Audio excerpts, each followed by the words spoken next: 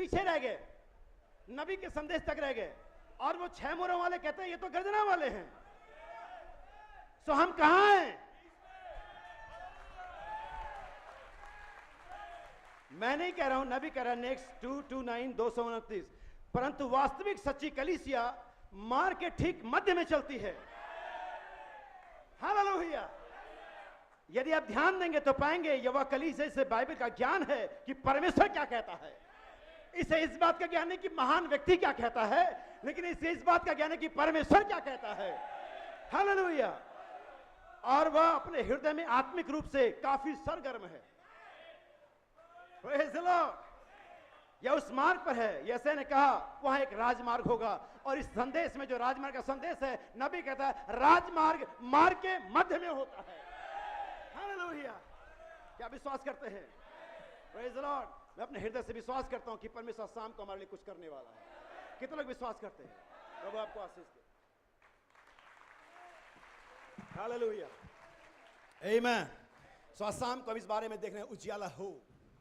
क्या ये परमेश्वर था जिसने कहा था? आमीन। ये उसका पहला शब्द था जो परमेश्वर के होठों से निकला, उजियाला हो। Praise the Lord. उजियाले के बारे में बहुत सारे रेफरेंस है जिसे मैं पढ़ना चाह रहा था कि हम आपको इसे स्क्रीन पर दिखाते, लेकिन अभी सेटलमेंट नहीं हुआ। लेकिन जैसा भी परमेश्वर में समय देगा हम इसे करेंगे। लेकिन आइए हम कुछ बातें करें। आमीन। क्योंकि जरूरी है कि हम आगे बढ़ने से पहले आप अपने आप को तैयार करें और हमें देखें कि हमें क्या करना है। हालेलुया। Praise the Lord. क्या आप लोग सुनना चाहते हैं परमेश्वर की आवाज? परमेश्वर आज आपके लिए ऐसे नहीं बोलने वाला कि आप कहीं अंधेरे में हो और आपके चारों तरफ उजियाला करे। परमेश्वर चाहता है कि उसके वचन का उजियाला आपके हृदय में निकले। आमीन। वो उजियाला आपके हृदय में आना चाहिए, क्योंकि परमेश्वर आत्मिक है और वो हमसे आत्मिक बातें करता है। आमीन। कितने लोग परमेश्वर की आवाज सुनना चाहते हैं? हालेलुया। अगर आप आज शाम को इस बात के निश्चित करके आए कि आज शाम आप परमेश्वर की आवाज को सुनने के लिए आए हैं, तो मुझे कहने दीजिए आपको कुछ करना पड़ेगा। आपको थोड़ा सावधान होना पड़ेगा, आपको थोड़ा अपने आप को सेपरेट करना पड़ेगा।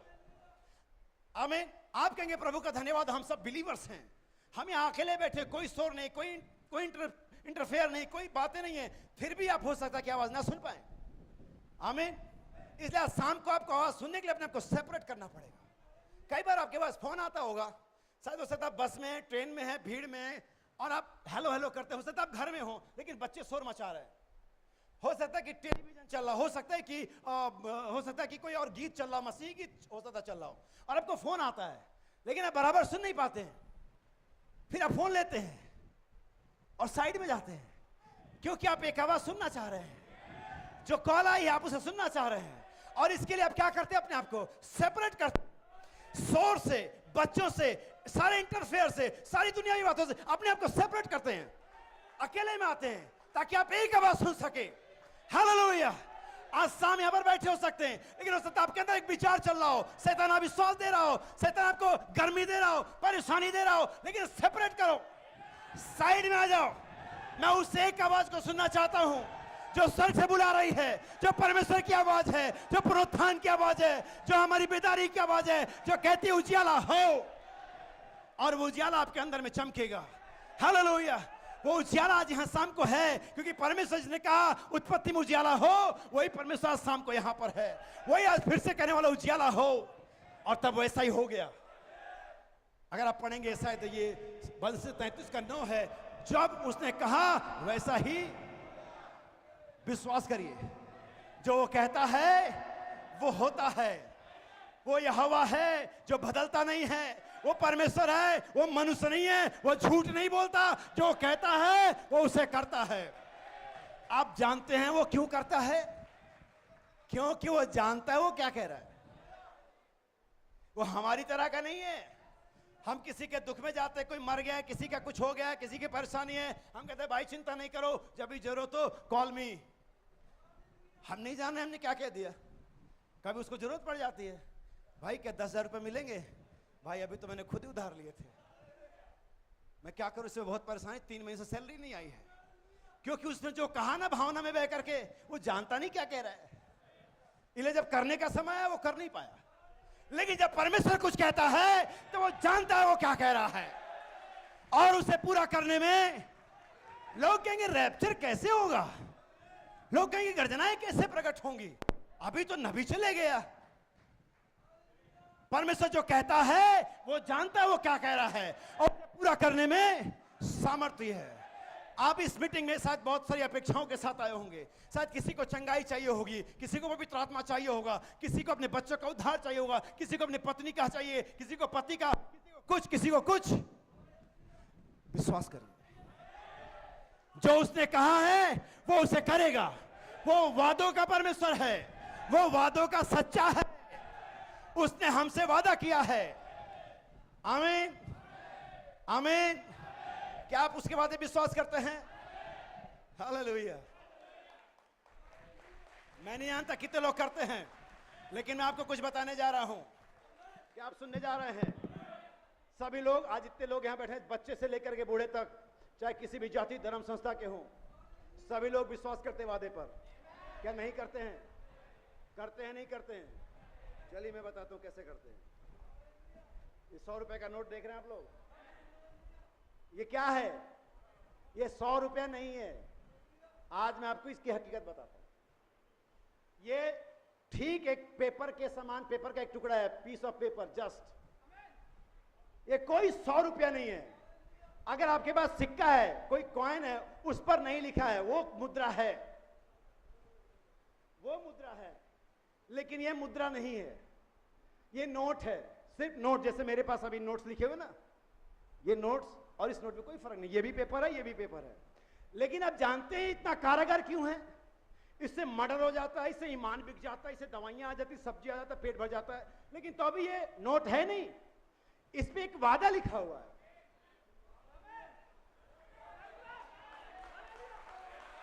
मैं पढ़ के सुनाता हूं आपको। मैं धारक को, जिसने इसे लिया हुआ है, जिसने इसे लिया हो, किसी का भी हो, लेकिन जिसके पास अभी है, जिसने अभी इसे थामा हुआ है, जिसने इसे अभी थामा हुआ, जिसके हाथ में है, उससे इस देश का सबसे बड़ा authority, reserve bank of India का गवर्नर वादा करता है और कहता है, मैं धारक को 100 रुपए अदा करने का वचन देता हूं। ये 100 रुपया नहीं है, ये 100 रुपया नहीं, सब वादा किया गया देने का, ये नहीं है। अगर ये होता तो देने का वादे के है, तो वादा कहे का कर रखा है। अगर ये गल फट जाए, अगर कोई इनकार कर दे, कोई दुकानदार कह दे जी मैं नहीं मानता, गवर्नमेंट कहेगी मानना पड़ेगा। मैं धारक को 100 रुपया अदा करने का इस देश की सबसे मजबूत इकाई ने हमसे वादा कर रखा है। और कितने शान से लेके घूमते हैं। अगर 100 का नोट जेब में आ जाए बच्चों के, 2000 का नोट अगर बड़ों की जेब में आ जाए, कितनी गर्मी आ जाती है। एक छोटे से टुकड़े पर कागज के, ये नहीं है रुपया, ये रुपया का मुद्रा का विकल्प है सिर्फ, ये नहीं है रुपया। ये तो वादे पर चल रहा है मामला, सारा का सारा मामला ही वादे पर चल रहा है। और लोग हमसे कहते तुम कैसे बिलीव करते हो, वादे पर बिलीव करते। जब सारा का सारा मामला ही वादे पर चल रहा है, तो ये मामला क्यों नहीं चले जहां पर हमसे वादा किया गया है। जो विश्वास करेंगे उनमें चिन्ह होंगे, जो विश्वास करेंगे रैप्चर में जाएंगे, बीमार पर हाथ रखेंगे, बीमार चंगे हो जाएंगे। सिर्फ वादे का ही मामला है। और ये देश की अथॉरिटी ने नहीं दिया है, ये सुप्रीम अथॉरिटी ने दिया है, ये स्वर्ग और पृथ्वी के परमेश्वर ने दिया है। उसने कहा मैं वादा करता हूं, मैं अब्राहम तुझसे वादा करता हूं, तेरा वंश शत्रु के फाटकों के नगरों का अधिकारी होगा। हालेलुया। ये रिजर्व बैंक का वादा नहीं है, ये परमेश्वर का वादा है। आई एम बिलीव करें। लेकिन ये वादा है किसके साथ? जिसने इसे थामा हुआ है। जिसने घर में बाइबल रखी उसका नहीं है, चोर चुरा के ले जाएगा तो नोट उसका है। तुम्हारे घर में 100 रुपए का 10,000 रुपए रखना, लेकिन अगर चोर चुरा के ले गया तो 10,000 उसके हैं, ढूंढते। हालेलुया। तुम क्या क्या बाइबल मेरी है, मेरे घर में है, लेकिन अगर विश्वास चुरा करके ले गया शैतान तो ढूंढते रहना बाइबल। ये उसका है जिसने इसे पकड़ा हुआ है। प्रतिज्ञा उनकी है जो विश्वास करते हैं। यीशु उनका है जो विश्वास करते हैं। गर्जनाएं उनकी है। हालेलुया। Praise the Lord. जिसने थामा हुआ है, जा उस पुस्तक को ले ले और इसे खा जा। चबाता मत रहो, चिंगम की तरह थूक दे, पसंद नहीं आया, अब मीठा नहीं रहा, अब मजा नहीं आता, अब बेदारी नहीं रही, अब आशय कर्म नहीं होता, थू। लेकिन ले इसे, मुंह को मीठा लेकिन पेट में कड़वा करेगी, लेकिन रिजल्ट वही लेकर के आएगी, नतीजे वही लाएगी जो इसने पहली बार में दिए थे। हालेलुया। मामला सिर्फ वादे का है। आमीन। अगर एक दुनियावी आदमी जो कल गवर्नर था आज कहीं भीख मांग रहा है, कल किसी पार्टी में था आज किसी पार्टी में है, हम उसके वादे पर इतना फूले चलते हैं और अपने नोट को ऐसे लेकर के सोचते वाह, तो इसके वादे पर क्या करना चाहिए? तभी तो मुझे लगता है कि मुझे अपने कॉलर को ऊंचा रखना चाहिए, मुझे लगता है कि मेरे सीने को बाहर रहना चाहिए, क्योंकि मेरे पास एक वादा है जो मुझे मनुष्य कोर से नहीं मिला है, जो किसी मनुष्य ने नहीं दिया, जो स्वर्गीय परमेश्वर ने मुझे दिया है। हालेलुया। और ठीक यही वादा शाम को आपके पास है, जो आपसे कहता है मैं धारक को अनंत जीवन देने का वचन देता हूं, मैं धारक को चंगाई देने का वचन देता हूं, मैं धारक को पवित्र आत्मा देने का वचन देता हूं, मैं धारक को उठा ले जाने का विश्वास देने का वचन देता हूं। जो भी इसे पकड़े हुए है मैं उसे वचन देता हूं, जो कुछ इसमें है वो उसका है। हालेलुया। आइए हम इसे पकड़े, हम वहां पर है। आमीन। हमारी पहचान यहां पर है। आइए हम इसे थाम ले और इसे खा ले और रिजल्ट लेकर के आए। परमेश्वर आपको हम बैठ सकते हैं। हालेलुया। Praise the Lord. निश्चित रूप से मुझे बाइबल अच्छी लगती है। हालेलुया। ये मुझे कभी बोर नहीं करती, ये मुझे ऐसा कभी नहीं करती यार मैंने कल पढ़ा तो था, ये मुझे कभी ऐसा अनुभव कभी नहीं देती। आपको देती है? किसी को देती है तो हाथ खड़े कर दे। आमीन। कुछ लोग समझ नहीं पाए तो उन्होंने हाथ खड़े कर दिए। हालेलुया। आमीन। लेकिन ये बाइबल मुझे कभी बोर नहीं करती, लेकिन ये बाइबल मुझे हर बार स्फूर्ति देती है। आमीन। ये हर बार मुझे उत्साह से भर देती है। जब मैं इसे पढ़ता हूं तब मैं समझता हूं कि परमेश्वर ने मुझसे कुछ वादा किया है। आप लोगों ने कालेब का नाम सुना है? हालेलुया। किस प्रकार का विश्वास उसके पास। आमीन। हमारा नबी बताता उसके बारे में, जब 12 जासूस वापस लौटे, कालेब और जोशुआ भी उनमें से एक थे। आमीन। और सब लोग अपनी अपनी रिपोर्ट पेश कर रहे थे। हालेलुया। कालेब भी गया था वहां पर, और वो और भी गए थे, 11 और भी थे, जोशुआ भी था, 10 और भी थे। और वहां पर सारे लोगों ने देखा, सब लोग देश में घूमे, चारों तरफ में घूमे हुए, लेकिन 10 लोग क्या देख रहे थे मालूम है? उनकी रथ कितने बड़े बड़े हैं, उनके हथियार कितने बड़े बड़े हैं, उनके जो गढ़ हैं वे कितने गढ़ वाले हैं, उनके फाटक जो है कितने चौड़े चौड़े हैं, शहर पनाहें कितनी चौड़ी चौड़ी मोटी मोटी हैं, उनके जो मनुष्य हैं वो कितने लंबे चौड़े हैं। वो लोग यही देख रहे थे बार बार। लेकिन ये 2 थे, यहोशू और कालेब। विशेष करके यहोशू जो दुल्हन का नमूना है, क्योंकि जो कालेब वो दुल्हन का नमूना, जो यहोशू पवित्र आत्मा का नमूना है। तो कालेब का जो देखना था वो भी देख रहा था, लेकिन उसका नजरिया और था। वो ये देख रहा था यार वो पहाड़ी के पीछे झरना कितना बढ़िया है, और पहाड़ी के आगे 3-4 बड़े बड़े पेड़ हैं। अगर मैं अपना घर यहाँ बनाऊंगा, जब हम यहाँ पर आएंगे तो कितना बढ़िया लगेगा यार। शाम को टहलने का भी अच्छा रहेगा, फल भी मिलेंगे, और हमारा इवनिंग वॉक भी बढ़िया होगा। वो ये देख रहा था। और पता नहीं, मुझे ऐसा लगता है, क्योंकि वही बात है, मामला ये है कि हम आत्मा की प्रेरणा से कह रहे हैं। अभी बातों का बाइबल में पाएंगे नहीं, लेकिन जब मैं कनेक्ट करूंगा तो आपको लगेगा कि शायद ये सही है। तो वो अपने घर का लोकेशन देख रहा था उस नगर में, ये देख रहा था उसका घर कहां होगा। आप ये कि भाई घर क्यों देख रहा हो? तो सिर्फ देश देखने गए थे? हाँ भाई मैं भी तो ये कह रहा हूं। लेकिन उसको ये भी मालूम था कि कल हम इसी देश में रहने वाले हैं, क्योंकि ये देश परमेश्वर ने ऑलरेडी हमें दे दिया है। आमीन। और वो ये निशान लगा करके, ये सोच करके आए कि मेरा घर कहां बनाऊंगा, मेरे बच्चे यहाँ बगीचे में खेलते हो कितने अच्छे लगेंगे, और झरने के पास कितना ठंडा रहेगा, मेरी वाइफ को भी अच्छा लगेगा, वगैरह वगैरह मन में रखा उसने। और जब 10 अपना रिपोर्ट पेश कर चुके, तब यहोशू नबी कहता है शायद वो नाटा सा व्यक्ति किसी बक्से पर चढ़ के खड़ा हो गया और कहता है, मूसा बात ऐसी है, ये लोग बेकार बातें करें, इनके बातों से तुम लोगों का मन कच्चा ना हो। ये लोग कह रहे हैं नोट फट गया, नोट पुराना हो गया है, लेकिन हाँ वादा अभी भी छपा हुआ है। वो वादा इसीलिए तो छपा हुआ है, वो फट जाए वो गल जाए, लेकिन अगर वो धारक लेकर के आएगा, वो हिस्सा दिखाएगा, हाँ ये नई करेंसी ले जाओ, मैं इसे फिर रिन्यू कर दूंगा, मैं फिर से तुम्हें तरोताजा कर दूंगा। और ये कालेब कहता है, मूसा इन बातों पर ध्यान दे दे, तेरा मन कच्चा ना हो, हम उस देश को लेने से ज्यादा सामर्थ्य हैं। हालेलुया। अगर उस देश को लेने में हमें 10 परमाणु बम चाहिए, हमारे 20 हैं। क्या आपके पास है? हालेलुया, आमीन। और जब ये सब हो गया, समय आगे बढ़ा, वो गए, देश को कब्जा किया, सारी बातें। तब एक दिन काले नाटा आदमी टहलता हुआ यहोशू के पास आता है और कहता है, यहोशू, जो कुछ तू सोचता अच्छा मुझे दे दे। ऐसा बोला क्या? फिर मुझे बताओ उसने क्या बोला? तो वो देख कर क्या आया था?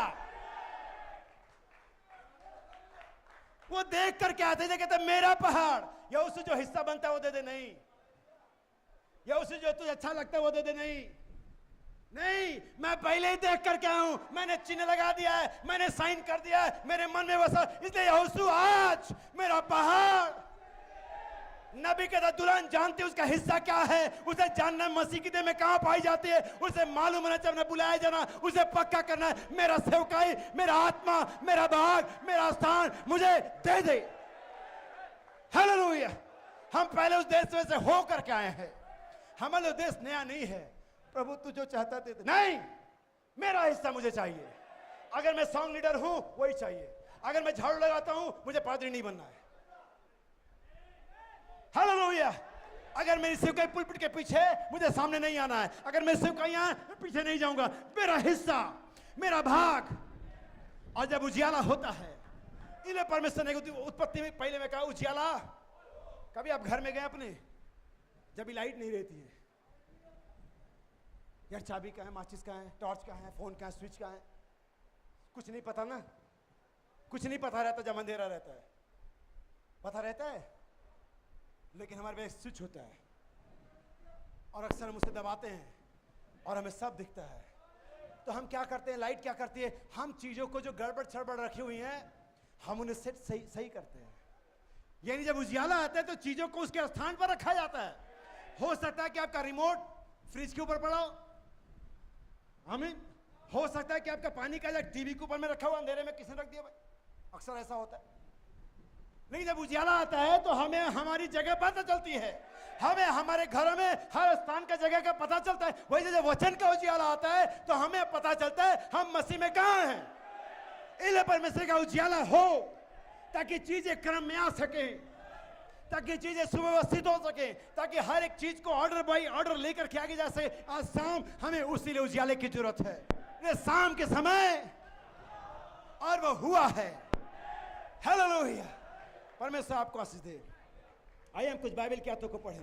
मैं चाहता हूं कि मेरे साथ भाई इस आयत को अगर निकाल लें। पहले यूहन्ना का सुसमाचार पहला अध्याय और उसकी चौथी आयत से पढ़ेंगे।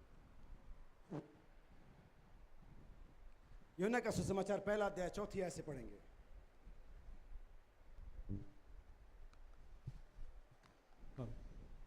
उसमें जीवन था। किसमें जीवन था? अगर आप उत्पत्ति यूहन्ना 1:1 पढ़ेंगे तो लिखा आदि में वचन था।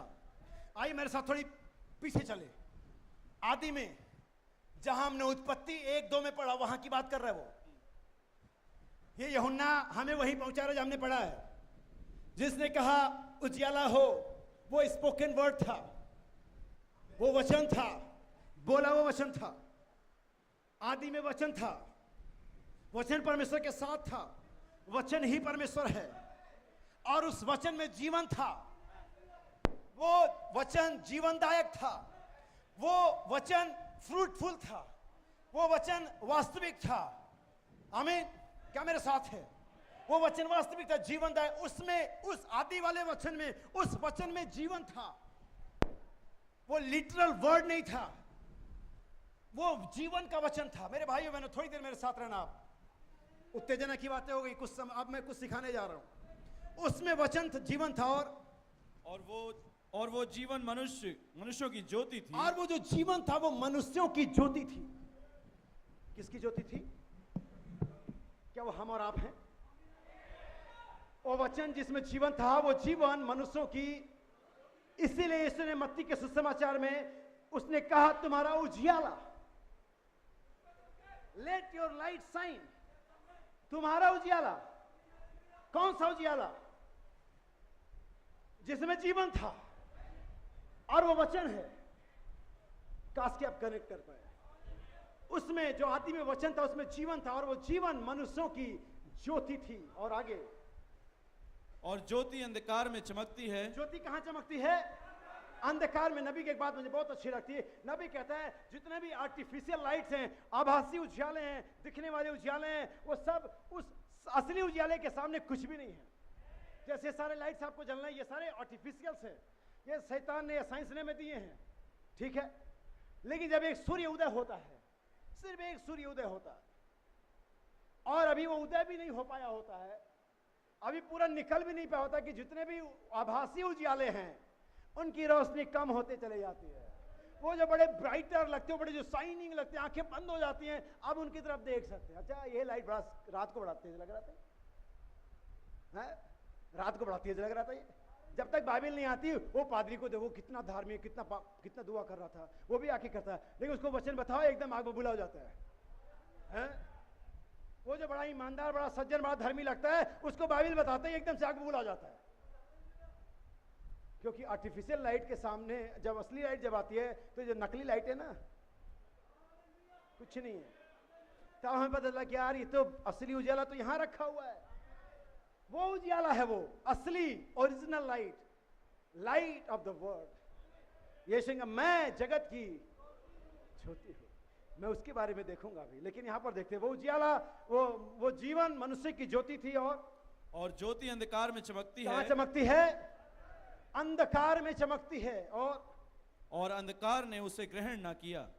बाइबल कहती है अंधकार और उजाले का कोई मेल जोल नहीं है। अंधकार उसे कभी ग्रहण नहीं कर पाएगा। और आगे, एक मनुष्य परमेश्वर की ओर से आ उपस्थित हुआ। ठीक है, एक मनुष्य परमेश्वर की ओर से आ उपस्थित हुआ, जिसका नाम यूहन्ना था। बस करेंगे, प्रभु आपको आशीष दे भाई। हम आगे अभी और बातों को पढ़ेंगे। हम देखते हैं कि वो जीवन जो प्रकट हुआ वो मनुष्य की ज्योति थी। और वो जीवन क्या था? परमेश्वर का वचन। लेकिन ये जाहिर कैसे हुआ? मनुष्यों के द्वारा, क्योंकि उस वचन में जीवन था और वो जीवन मनुष्यों की ज्योति थी, मनुष्य की ज्योति नहीं। वो सिर्फ यीशु नहीं था, आमीन, वो मनुष्यों की ज्योति थी। यानी वो जीवन का जो वचन जाहिर हुआ वो मनुष्यों के द्वारा हुआ, और उन मनुष्यों में सबसे पहला व्यक्ति यीशु मसीह था। इसलिए परमेश्वर ने पहली बात की उजियाला हो, तब वैसा ही ये सूरज के बारे में बात नहीं करी गई है। ये सूरज नहीं है, ये वचन की ज्योति है, ये वचन का उजियाला है। ये वो उजियाला है जो जिसके बारे में ऐसे 61 में कहा गया, उठ प्रकाशमान हो, क्योंकि तेरा प्रकाश, हम में से प्रत्येक का अपना एक प्रकाश है, वो परमेश्वर का वचन है, वो आप पर जाहिर किया जाता है। आप इसे समझेंगे। आइए मैं थोड़ी देर और आपके बाद हम पढ़ेंगे भजन संहिता 23, साम नंबर 23 वर्स 4, भजन संहिता 23।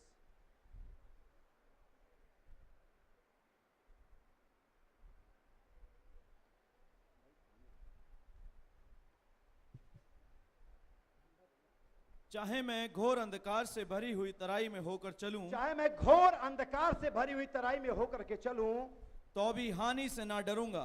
देखिए यहां पर बाइबल कहती है चाहे मैं घोर अंधकार की तराई में से होकर के चलूं। अब नबी ने इसे कैसे बताया, सुनिएगा। कोर्स को पढ़ना चाहता था लेकिन हम नहीं पढ़ पाएंगे। नबी कहता है कि देखिए कि इससे पहले कि आपके पास परछाई होने के लिए उजियाला होना चाहिए, परछाई बनाने के लिए उजियाला होना चाहिए। लेकिन यहां जो अंधकार है वो घोर अंधकार की बात कर रहा है। क्या हमारे पास इंग्लिश वर्जन है? आप इसे इंग्लिश वर्जन में सुनिए, क्योंकि यहां पर वो बात आ नहीं रही है जो मैं आपको बताना चाह रहा हूं। हालेलुया। और इसे भाई हिंदी में ट्रांसलेट करिएगा, बहुत महत्वपूर्ण है जो आपको समझना है आज। Hallelujah. Yeah, though I walk through the valley of the shadow of death, valley of the shadow of death, मृत्यु की छाया की वादियों में। yes, हमें मृत्यु की छाया की वादियों की बात कर रहा है वो। और वहां नबी कहता है कि इसके लिए कि आपको परछाई बने, उजियाला चले, लेकिन वहां कोई उजियाला है ही नहीं।